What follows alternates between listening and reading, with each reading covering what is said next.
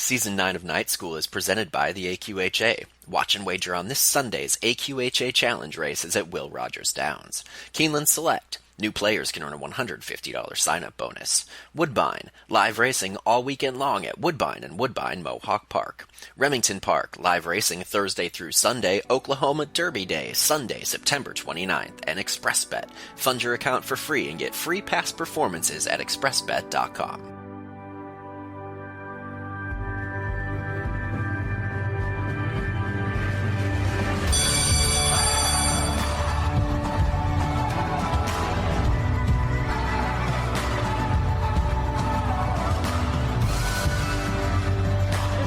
Horses have off days, and by looking at them before they actually get on the racetrack, you get an initial impression of which way they're leaning.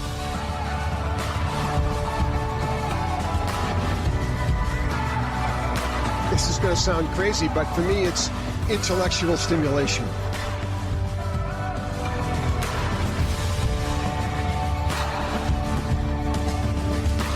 Class is now in session. It's time for Night School. Here are your hosts. Welcome, everyone, to Night School, the National Online Fan Education Program, season number 9. We are in the second semester. Jeremy Plonk from Horse Player Now, joined by Brian W. Spencer, GM at Horse Player Now. Tonight, we talk about the Pick 3, the Pick 4, and the Pick 5. Some people call them the Pick Ends. Some people call them a counter to short fields, Brian. This is our multi-race wagers and something that's become increasingly popular in the handicapping landscape. Yeah, and last season on Night School, Bob Newmeyer basically called him a waste of time all season long. So lots of different opinions on the usefulness and how to play these multi-race wagers, because Bob's point, and one that we've talked about at times in the past, is just the longer the sequence gets, the greater the uncertainty, the more chances for things to go wrong. But that being said, you do get some benefits from playing these pick 3s, 4, 5s that you don't get from other types of wagers. You only get hit with the takeout once, and if we're talking about takeout, something that a lot of people in racing are talking about a lot more these days, I think that's something that's also a key point. So if you're playing them the right way, these pick N wagers can be very profitable still. Yeah, and I think part of it is psychological too, Brian. I think the popularity of these wagers is in that they're reduced to 50 cents now at almost every racetrack in America, some as low as 20 cents, depending on Woodbine, for instance. But I think the fact that you can play over multiple races and use multiple horses has given people a false sense of accomplishment, right? I hit 3 out of 4 on my pick 4, so I'm almost there. I'm doing well. In reality, it took you 4 in one leg, 4 in another, 3 in another, and you missed your single, the one horse that maybe you had an opinion on. But winning 3 out of 4 times feels a lot better than losing all 4 when you're just trying to pick winners or bet exactas or tries. And I think the popularity of these pick 3s, 4s, and 5s are really rooted in psychology, that people are getting a sense that they're getting more for their money. They are in terms of the handle or in terms of the takeout, and you're absolutely right about that. You know, a reduced handle of 15, 18%, sometimes as low as 12 with some of these wagers, only comes out once. So the public money isn't sliced up as many times as if you actually bet the 5 individual races versus the pick 5. But I think there's a satisfaction mode there, because you think about it, just straight picking winners and betting winners. What are you going to hit betting winners percentage-wise? 20, 25%? If you bet a pick 4, you're going to hit more than 1 out of 4 legs. You just feel better hitting 2, 3, sometimes all 4 of your wagers. And I think it's kind of fooling people that they're doing more with their handicapping than they actually are. That's a theory. There's not a lot of science behind it, but the mental capacity of horse players definitely plays into all these different types of wagers and which ones they choose to make. We'll try to power through the rest of this show because the 22-year-old me feels personally attacked by that by that idea of hitting 3 of 4. But yeah, you'd use 18 horses to get those 3 winners. I think that might be. I mean, we still got a long time to go on tonight's show, but that might be the key point of this entire episode, is what you just said about, you feel better getting 3 out of 4 because you got 3 winners. You got to celebrate 3 winners. You still walked home with an empty wallet because you lost the 4th leg. I think that's very important. That's why I have started to gravitate towards doubles, pick 3s, things like that. But if you play these right, there are still really good chances. And I think that the way we counteract that psychological, idea that you kind of just brought up is when we advocate for not spreading on $248 pick four tickets. Keep them smaller. If you're going to be right, be right. If you're going to be wrong, but don't lose $250 being wrong. Hey, and if you got an itch to bet $250, bet 5 combinations, $50 a piece. Right. You know, I mean, there are ways to spend $250 at the track if it's absolutely burning a hole in your pocket or your account. But you know, you can look at a pick 3, a pick 4, and a pick 5 sequence and work ahead. You know, you have to work ahead. This is not for people who show up at the track, buy their form or program or past performances at the entry gate, and then start handicapping. You're not going to sit down in the half hour before the first race and dope out the entire early pick 5. So this does take some preparation to play into these multi-race wagers.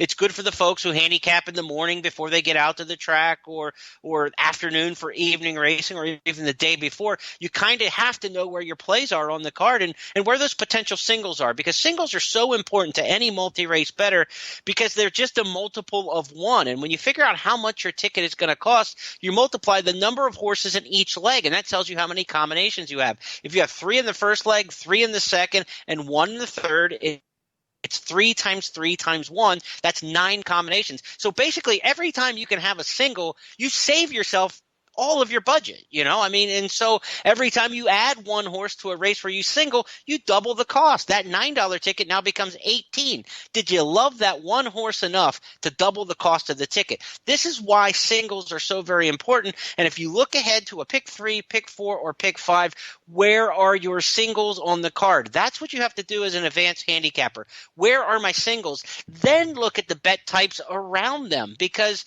too many people say the pick 5 is races 6 through 10. So I have to look at races 6 through 10 and figure out which horse I like the most and make that one my single. That's not a single.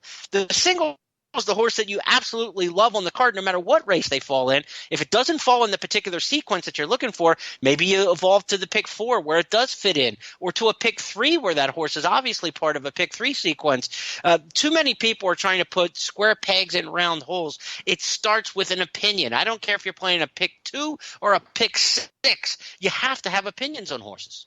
Yeah, and I think when you get into these types of wagers too, you know, we talk all the time about handicapping, and there's like a little bit of horse player ego involved in that and everything, but these pick 3s, 4, 5s, you just have to treat them as gambling opportunities. You know, when you talk about adding in that second horse, if we're talking about a $42 ticket versus an $84 ticket, you know, on a sort of modest type mid-range pick 4 play, that's a lot of difference. Does that horse really give you $42 worth of extra coverage, you know, that you feel is equal to the original $42 you already put in? More times than not, I doubt it. I'd rather kind of live and die with that single, and if that's not my day, then that's not my day. But as you get through handicapping and as you learn the races and you become a little bit more confident better, you kind of get a little bit better idea of what a sequence even has to offer you. Not all sequences, you know, are built for you to build a $250 pick 4 ticket and try to get $10,000 out of it. That's just not going to happen.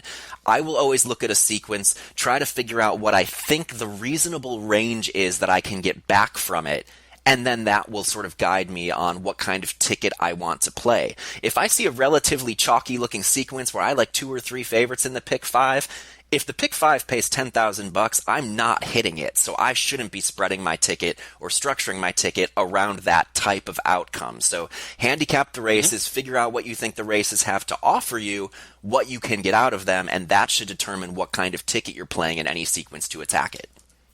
Now, when we talk about putting tickets together, there's the quote-unquote caveman approach, which is taking the number of horses in each race and playing them on all of your tickets. There's the ABCD approach, popularized by Stephen Christ, that you know, has taken root with some horse players, in which you categorize the horses you like. An A is a horse you absolutely love. A B is a horse you like a little bit. A C has a little bit of a chance. A D has no chance. And how do you want to mix those kind of horses into your tickets?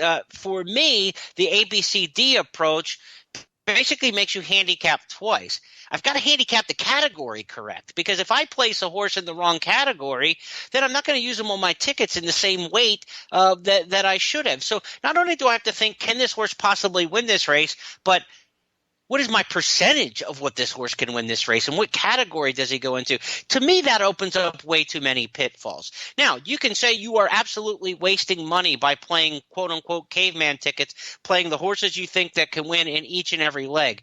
I agree with that if you're including horses who are fringe contenders. And that's why I advocate when you get into these pick threes, pick fours, pick fives, is you just play what essentially would be an all-A ticket in the ABCD method. Unless you think the horse can really win the race, we're not messing around with fringe horses here. And to me, that's if you like a horse enough to think they can win, then they're an A. If you don't think they can win, or they might possibly, or I want to protect myself defensively because Chad trains this one or Irad's riding this one, then they're not horses to be putting on your ticket. The horses that you really have an opinion on, stick to those. What that means, though, is you're probably going to play a lot less pick fours and pick fives than are offered on the card. Most cards have at least 2 pick fours, 2 pick fives. During the course of the day, you may only play one multi-pick N race based on that, because what race and sequence can you narrow down that you only like A's? And I think those are the ones you want to attack. There is no shame in saying, not for me today. Yeah, and there's nothing wrong with saying, oh, I think this 20-1 has a 2% chance of winning, but I kind of want them on my ticket because here's how I can build the case. There's nothing wrong with just saying, just leave the horse off if you're playing a ticket like that. That horse is not going to beat you enough times over the course of, your betting career, where I think that it's worth it if it's going to be jacking your ticket price up 25, 20, 30%, things like that. And here's the rule too, Brian. Here's the rule of thumb on that. You say, well, how do I know which ones? Would you bet the horse straight up in the race? Would you bet him to win? Are you betting any cash on that horse at 20-1? Because that shows me that you have some confidence. If all you're doing is throwing them on a pick 4 or a pick 5 just in case, you wouldn't bet the horse straight up intra-race. If you would bet that horse up straight up intra-race, then he belongs on your ticket. If you wouldn't, then don't. It's an easy decision. And the only exception to that, I agree wholeheartedly, the only exception to that for me is when you're playing against a real heavy favorite. If you've got like a 10-horse turf field with a 4-5 chalk that you don't like, by all means, include 20s, 30s, any horse, just because you're trying to just survive the leg without the chalk. But generally speaking, if I'm going 7 deep in a race where I've got the favorite, I've got a couple 9-2s, I probably don't like that 20 or 25-1 that much. You're right. And look, if you hate the favorite and think this is a long shot race, then all the long shots become A's. True. This is like well, how do I categorize? I mean, if your whole opinion on this race is a long shot's winning this sucker because the favorite isn't, then that becomes an A. There's, it's not that A's have to be 4 to 5 shots or top 2 or 3 favorites. So, figure out how you want to attack these races and go after them.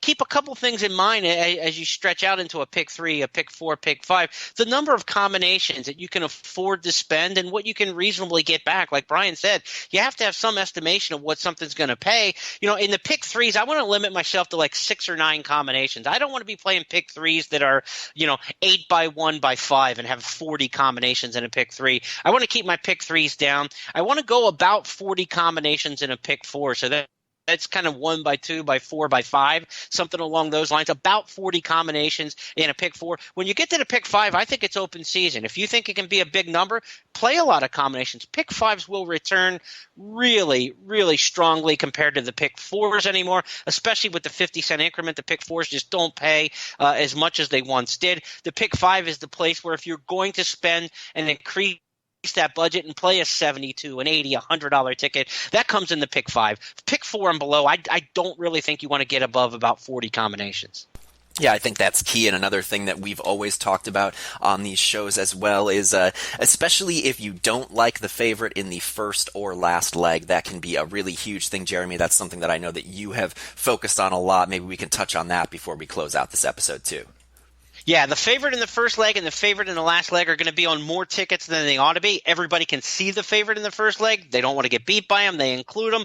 And everybody gets to the last leg with that psychology. I just want to be alive. So you don't have as many bullets left in your budget for the last leg, which means you're including that favorite. You're using limited numbers in the last leg. Beat the favorite in the first leg or the last leg, and you can get a bigger payoff than you probably should. And those are the sequences to look at. Do I have vulnerable favorites in the first and last leg of a pick 4 or a pick 5? If you do, those are the ones to attack. One of the best horse players in America is Paul Matisse. He's won the National Handicapping Championship. He's been a guest in Night School, and he has a very important approach to looking at these pick 4s and pick 5s. We'll go back to the Night School vault to hear from Paul, and after that, Caton Bredar will chime in with Brian.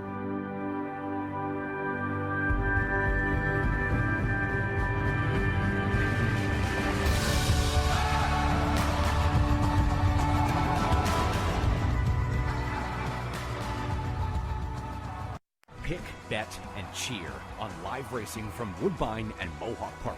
Thoroughbred and harness action. The wagers are just the beginning. Watch award-winning broadcasts covering both breeds, incredible battles contested over the most unique grass course in North America. Experience the full fields with over 130 thoroughbred and 160 live harness days. Get access to free handicapping material and join the ranks of Woodbine and Mohawk Park players from all over the globe. For more information, visit woodbine.com. Strategize, analyze, select. Join Keeneland Select to bet on racing from around the world on your computer, tablet, or smartphone, anytime, anywhere. Featuring the best rewards in racing, free past performances, live video, race replays, and more. Plus, Keeneland Select invests a portion of its profits back into the sport. Join Keeneland Select today and earn a $150 sign-up bonus at KeenelandSelect.com. Dedicated to the sport and dedicated to the players. Some folks like to bet on the horses. Some like to bet on the games. Some folks like to bet on their phone. And some like to bet from their suite. So what's your best bet? All of the above. No matter how you like to bet, Remington Park is your best bet yet. With world-class horse racing, OKC's newest casino, and online suite booking now available. Remington Park, it's your best bet yet. Hey, what's going on? Mikey here, and I'm going to tell you about an offer from my good friends at ExpressBet. Let's be honest, we know you love playing the races, but you can't always make it to the track. Sometimes life just gets in the way of a good bet. Well, what if I told you about a place where you never miss a bet and you start with house money? You'd say I'm crazy, right? Well, not at ExpressBet. Your first $100 are on them. That's right. Sign up with expressbet.com using promo code XBRadio, bet $100, and they'll deposit $100 back into your account the very next day. Hey, plus you could get an extra $25 if you use Express Fund Direct Deposit. You see what I mean? House money for betting the races. It's that easy. Check it out at expressbet.com to learn more. And don't forget to sign up with promo code XBRadio. You're gonna love it. And that's a Mikey guarantee. Must be 18 years or older and 21 years old in certain states to open an account with ExpressBet and reside in a state where such activity is legal. Void where prohibited. National Gambling Support Line 800-522-4700. Welcome back to the show. Enjoy this classic Night School clip from the vault.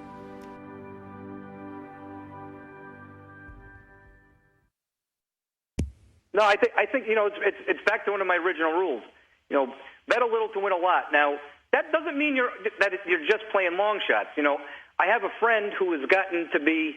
He thinks since the 50-cent denominations have come in that there's a lot of value in the favorite combinations in a pick 4. But the way he plays it, he's not playing, 50, 80 combinations to get it.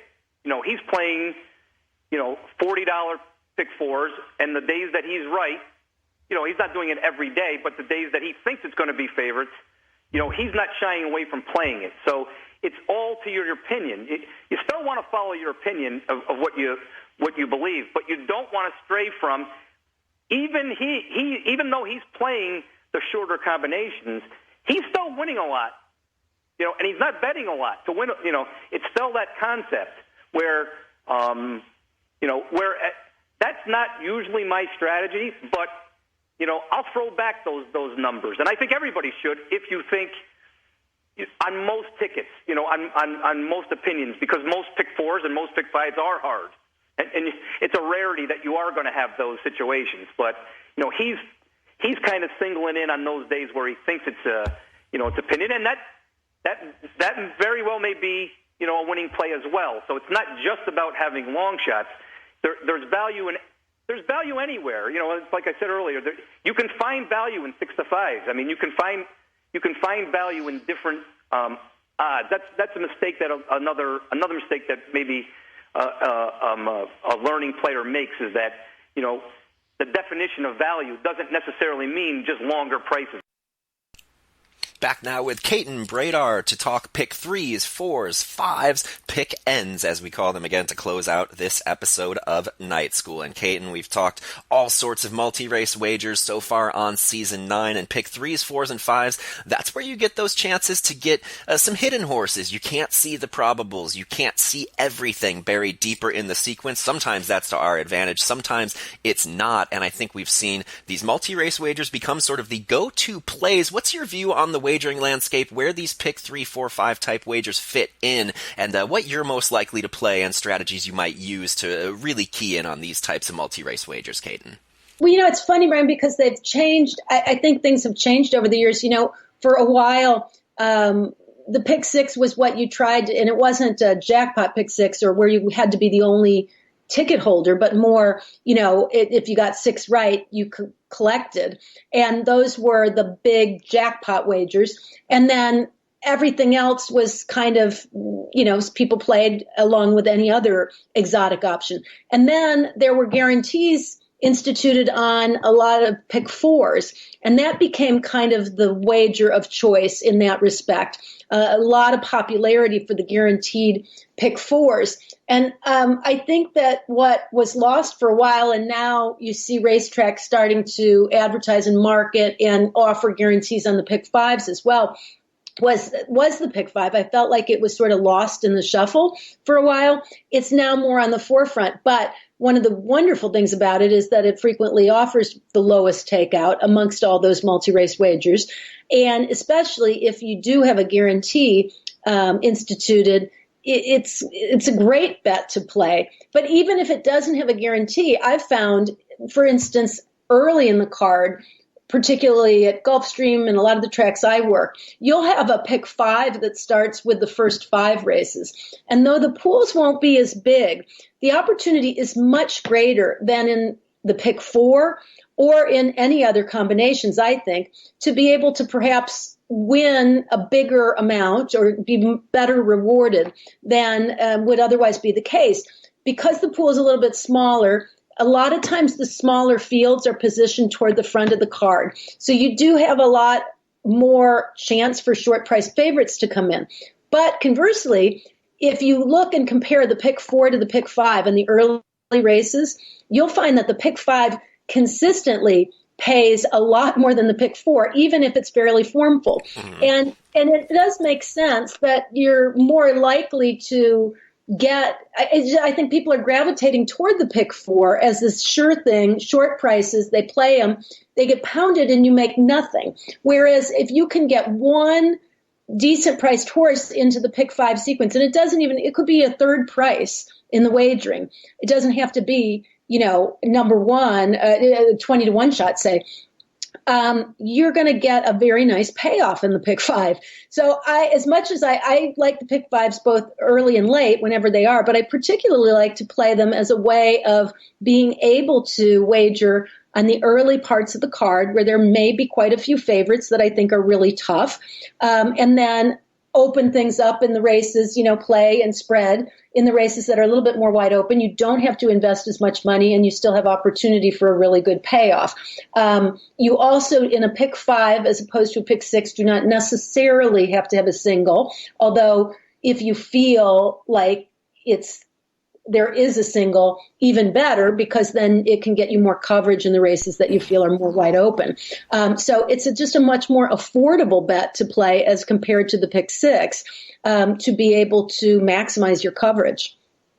One of the things that I really love that you brought up there, Caton, is not to sleep on that early pick 5, because a lot of us will look at those cards you described and we say, oh, we're going to get a bunch of $4 winners. But as you said, how many times do you look back at those pick 5 results and it's a bunch of $4 horses and about one $12 horse, and the thing pays way more than it should? I think that that's something to keep in mind to get underway in those cards when you may have some shorter fields. Early pick 5s with a lot of times those 15% takeouts can be the way to go. This is going to wrap it up for tonight's episode. Coming back next week to talk small meat handicapping. Good night.